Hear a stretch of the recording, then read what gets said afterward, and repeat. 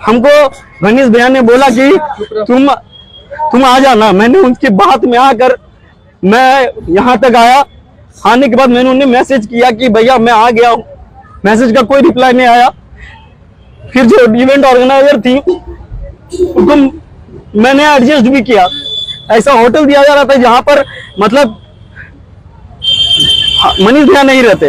लोग कहते हैं कि बिहार पीछे है, बिहार पीछे है। साला मैं शुरू से लेकर अभी तक अपने जुबान पर अपने ऑटो पर बिहार का नाम लेकर घूम रहा हूँ। यहाँ पर बिहार का नाम दबाकर घूम रहा हूँ और शुरू से लेकर अभी तक मेरे साथ जो हुआ वो नहीं होना चाहिए था। एक कलाकार जो होता है ना, मैं बहुत एक्सपेक्टेशन था कि 55,000 की भीड़ में मैं सबको बिहार वासियों का साथ है और बिहार वासियों को मैं जाकर प्रणाम करूंगा। और जो मैंने परफॉर्मेंस की तैयारी करी थी मुझे वो सिर्फ दिखाना था। मुझे सोनू सूद सर से मिलने का कोई लालच नहीं है। लेकिन मेरा भैया रोया है, रात भर रोया, लेकिन उसको कोई परवाह नहीं है। लेकिन वो गलत है। मेरा भैया रात भर रोया है और उनकी आवाज भी दबा दी गई। सर क्या लालच थी भैया, आप लोग बताते हैं। हम मन में कभी भी खलीस नहीं रखे। हमको गणेश भैया ने बोला कि तुम आ जाना। मैंने उनकी बात में आकर मैं यहाँ तक आया। आने के बाद मैंने उन्हें मैसेज किया कि भैया मैं आ गया हूँ। मैसेज का कोई रिप्लाई नहीं आया। फिर जो इवेंट ऑर्गेनाइजर थी उनको मैंने एडजस्ट भी किया। ऐसा होटल दिया जा रहा था जहाँ, चलिए एक पल के लिए हम मान लेते मैनेजमेंट की गलती है, ठीक है। लेकिन फिर कुछ पल के लिए हमें यह लगता है कि मैनेजमेंट की गलती कैसे हो सकती है, जबकि मुझे सामने से कॉल आया सोनू भैया का, सॉरी क्या नाम है हमारे, मनीष भैया का, ठीक है। मनीष भैया का कॉल आया और मनीष भैया का कॉल आने के बाद सबसे पहले 2-3 हफ्ते के पहले उनका कॉल आया कि आदर्श, देखिए क्या है कि वो भी हमें मानते हैं, प्यार करते हैं और उनका प्यार हम बड़े भाई के तौर पर उनको मानकर हम एक छोटे भाई के तौर पर उनको जो है बात को सुने। उन्होंने कहा हमें कि आदर्श प्रोग्राम हो रहा है 21 को और 22 को बापू घर सभागार में, तो सोनू सूद जी आने वाले हैं, तो वहां पर सोनू सूद जी आपको सम्मानित करेंगे, आपको उस प्रोग्राम में रहना है, 21 तारीख को आपको रहना है। तो हमने बोला जी भैया बिल्कुल। तो कैसे जाना आना कैसे क्या है आप हमको बता दीजिए, क्या करना है नहीं करना है, वो सब के लिए टेंशन नहीं लेना है, सब कुछ सही हो जाएगा, सब कुछ सही है। इतना जान लीजिए आदर्श कि ये प्रोग्राम अपना है। अपना मतलब अपना। तो कहने का मतलब ये है, ठीक है बोलने दीजिए ना, एक मिनट। कहने का मतलब ये है कि जब उन्होंने कहा कि अपना मतलब अपना, तो क्योंकि चूंकि ये बिहार से है, बिहार का प्रोग्राम है, तो आदर्श अपने कंधे पर और दिल पर जुबान पर ना बिहार को लेकर ही चल रहा है। मेरे हर एक वीडियो के लास्ट में बिहार और भागलपुर का जिक्र होता ही होता है। आप मेरे एक भी वीडियो को उठाकर देख लीजिए, मैं जब से वीडियो बना रहा हूं बचपन से लेकर अब तक और आगे भी बनाऊंगा तो बिहार का जिक्र करूंगा ही करूंगा। और उन तमाम लोगों का जिक्र करूंगा जो मेरे साथ मेरे दुखी वाले घड़ी पे खड़े हैं और हमेशा खड़े रहते हैं। तो मैंने उनको चूं से चा तक नहीं किया, मैंने उनके बात पर अमल किया। मैंने बोला ठीक है भैया। और मैं आपको ये बता देना चाहता हूं कि ये जो प्रेस कॉन्फ्रेंस मैंने इसलिए किया है और इसलिए नहीं किया है कि मुझे बुरा लगा। मैं बस यही इसके माध्यम से यही कहना चाहता हूं कि आने वाले कल मेरे से भी बहुत सारे ऐसे कलाकार होंगे, छोटे बड़े कलाकार होंगे जिनको ये चीज फेस ना करना पड़े। क्योंकि वो क्या होता है, मैं पता है, मैं 10 दिन से 15 दिन से बिना कुछ खाए बिना कुछ सोचे समझे, मैं सोनू सूद सर का बहुत बड़ा फैन हूं, बिना कुछ सोचे समझे मैंने सोनू सूद सर की आवाज की एक्टिंग करी, आवाज की प्रैक्टिस करी, मैंने आवाज निकालने की कोशिश करी, मैंने परफॉर्मेंस की तैयारी करी। और फिर क्या होता है कि उस मौके में आप लोग क्या करते हैं,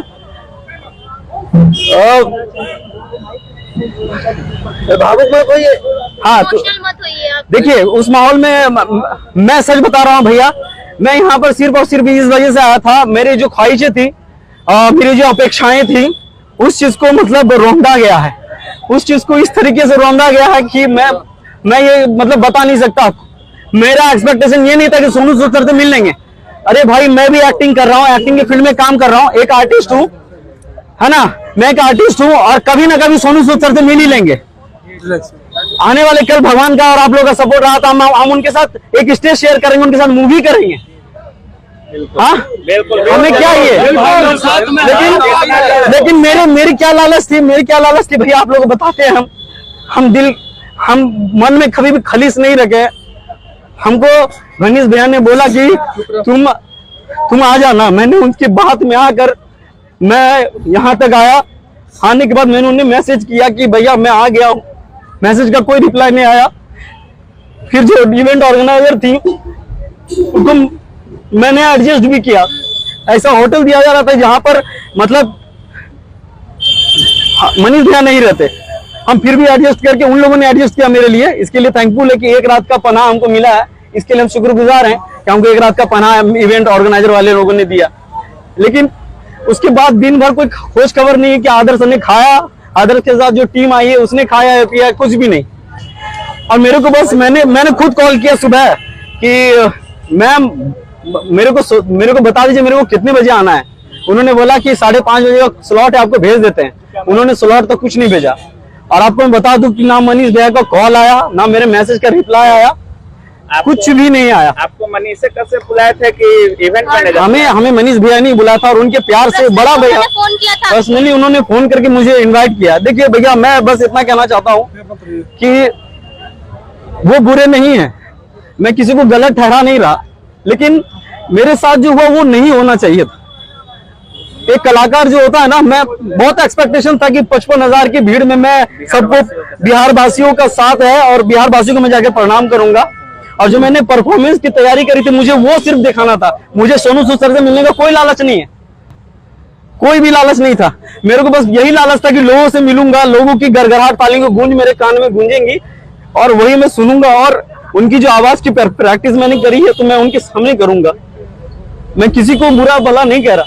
एटलीस्ट मेरे कॉल का रिप्लाई तो कर देते, एटलीस्ट मेरे मैसेज का जवाब तो दे देते। अच्छा अभी 55 लाख बात बताइए कि इसके बाद जब वो चले गए, इसके बाद बहुत सारा ऐसा पोस्ट चली इसमें बताया जा रहा है कि आप कल नहीं आया, उसके बाद उनका कोई रिप्लाई आया है कि नहीं आया है? हाँ, ये जो आपने पूछा, आप हमें ये बता दीजिए, मुझे ये नहीं पता इस चीज के पीछे क्या राज है, क्या राजनीतिक है, हमको ये बिल्कुल भी नहीं पता है।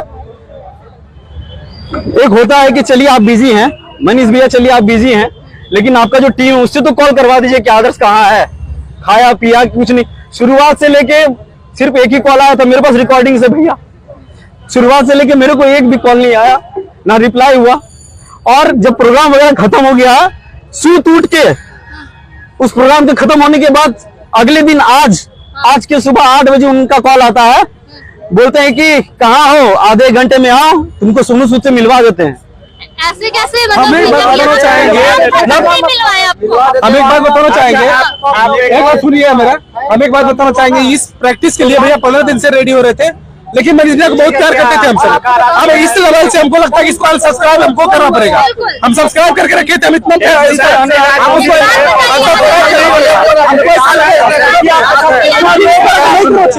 भैया कभी रोते नहीं है,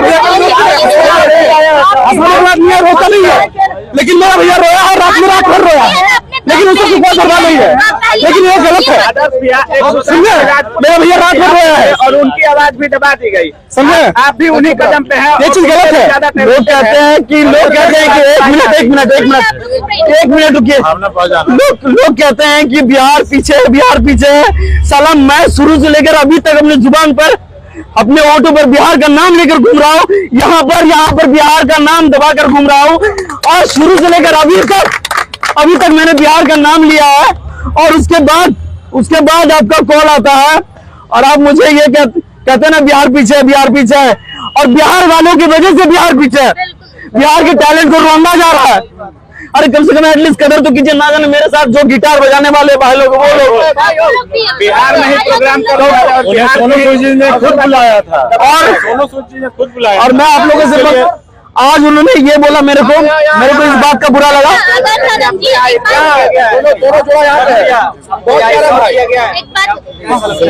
मुझे नहीं पता। और आज सुबह जो कॉल आया मुझे, आदर्श जी एक सवाल है, अभी जो ऑर्गेनाइज हुआ था तो टिकट का प्रमोशन क्या आप लोग भी किए थे? देखिए मुझे तो पता था कि मैंने टिकट के बारे में, हाँ बिल्कुल, मुझे बताया गया था कि आदर्श तुमको एक वीडियो बनाना है। और वो मैम भी परेशान थी, जो ऑर्गेनाइजर है, इवेंट ऑर्गेनाइजर, वो भी परेशान थी कि टिकट के लिए लोग सवाल उठा रहे हैं। मुझे कॉल आया कि आदर्श लोग सवाल कर रहे हैं कि सोनू सूद और मनीष भैया लोग तो बिहार को सपोर्ट करते हैं, तो टिकट कहाँ से आ रहा, टिकट का मामला कहाँ से? तो फिर उसके बाद मैंने फिर सोचा कि ये वाकई में सही बात है, आए होंगे जरूर कुछ ना कुछ तो चार्ज किए होंगे। हाँ। लोग तो मूर्ख नहीं है और हम भी तो मूर्ख नहीं है। लेकिन मैंने फिर भी गुजारिश करी लोगों से कि जब आप पिक्चर देखने जा सकते हैं तो सोनू सर हम उनके फैन हैं, हाँ बिल्कुल, उनको हम कुछ नहीं बोल रहे हैं। सब लोग उन्हीं का fan है। और हम बस यही कह रहे हैं कि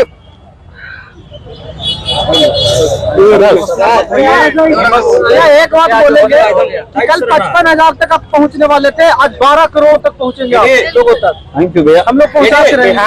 बिहार में ही प्रोग्राम हुआ और बिहार के ही प्रतिभा को दबा दिया गया। बिहार में कोई आइडिया लगा, तूफान था और दूसरा आदर्श दबा दिया गया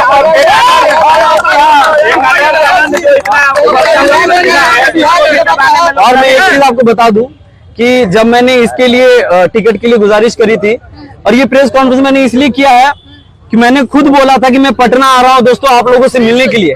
कहीं लोगों के मन में वो विचार ना रहे कि आदर्श क्यों नहीं आया, कम से कम वो विचार तो क्लियर हो जा सबके माइंड से कि आदर्श कहाँ रह गया, बोल कर नहीं आया। आदर्श क्यों क्या होटल में रह गया? कोई माँ का लाल हमको होटल में रोक के नहीं रख सकता।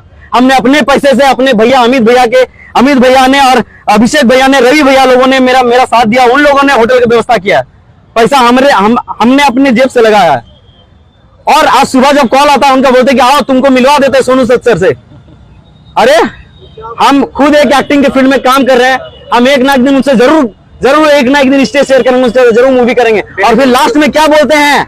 लास्ट में बोलते हैं भैया जी हमको कि क्या आदर्श ये सब तो लाइफ है, छोटा छोटा बात पे जो है इतना ही नहीं करने का, इग्नोर करके चलने का। अरे छोटा मोटा बात है ही। पत्रकार क्या होता है? हम आपसे पूछ रहे हैं पत्रकार क्या होता है? माध्यम होता है। छोटे छोटे गलतियों को उठाना। और आप एक पत्रकार होकर आप बोल रहे हैं कि छोटे छोटे बात को इग्नोर करते हुए चलो। अरे एक पत्रकार खुद बोल रहा है कि छोटे छोटे बात की सत्यता आप कहते हैं कि मतलब पत्रकार हैं वो, लगता है आपको पत्रकार है। ये तो आप लोग का प्यार है भैया। लेकिन छोटा सा एक प्रश्न आपसे आदर्श जी, कहीं आपकी भी लोकप्रियता में कमी आ गई है क्या? देखिए उनका का नाम होता है ना कि उनसे जो भी आदमी फाइट करता है तो लोकप्रिय होता है, तो कहीं मुझे लगता है लोकप्रियता भी एक विषय है क्या? ये देखिए मेरा जो कि हमसे आगे कोई बड़े नहीं, बिहार में लोग सिर्फ और बिहार में जब अपने घर के आंगन में आप आते हैं राजधानी में, उसके बाद इस तरह के आपके साथ होता है तो कैसा लगा? देखिए पता है मैं आपको पहुंचा, श्री कृष्ण जी ने कहा है श्रीमद् भागवत गीता में कि कर्म किए जा फल की इच्छा मत करे इंसान, जैसे कर्म करेगा वैसे फल देगा भगवान। ये है गीता का ज्ञान, ये है गीता का ज्ञान। और एक चीज और कहा है कि इस दुनिया में खास तौर पर मैं जिनका महादेव जी का फैन हूं और श्री कृष्ण जी का फैन हूं, उन्होंने ये भी कहा है कि मेरी लड़ाई सिर्फ और सिर्फ मुझसे है। मेरे लेवल का मेरे कंपटीशन में सिर्फ कोई नहीं आ सकता, कोई मागालाल नहीं आ सकता मेरे कंपटीशन में। आदर्श के कंपटीशन में अगर कोई है तो वो आदर्श ही है। आदर्श को कोई अगर हरा सकता है तो आदर्श आनंद ही है। आदर्श को कोई अगर जिता सकता है तो आदर्श आनंद खुद है। ठीक है, मेरे कहने का तात्पर्य और मकसद यही है। गलत है और किसी कलाकार के साथ नहीं होना चाहिए था, होने भी नहीं देंगे बिहार में। और मेरा कहने का मतलब भैया ये है कि आपको अगर हम भैया मानते हैं तो आपका फर्ज क्या बनता है कि छोटा भाई आया है सामने से आप कॉल किए तो आप ही को ना पूछेंगे भाई